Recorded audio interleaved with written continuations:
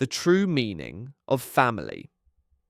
Family is more than just people who share your blood or your last name.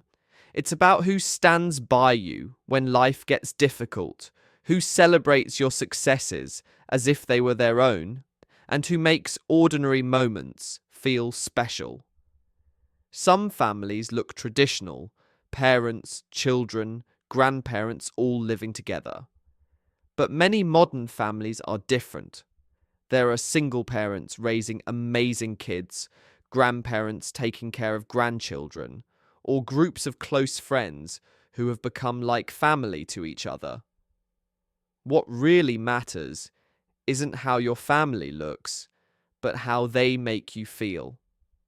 I remember when I moved to a new city for school. I was lonely until my roommate invited me to spend holidays with her family. They didn't know me, but they treated me like one of their own. That's when I understood. Family is about love, not just biology. Think about the people in your life. Who always supports you?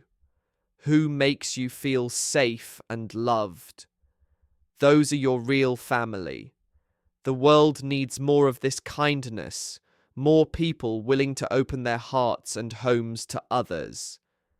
After all, isn't that what family is really about?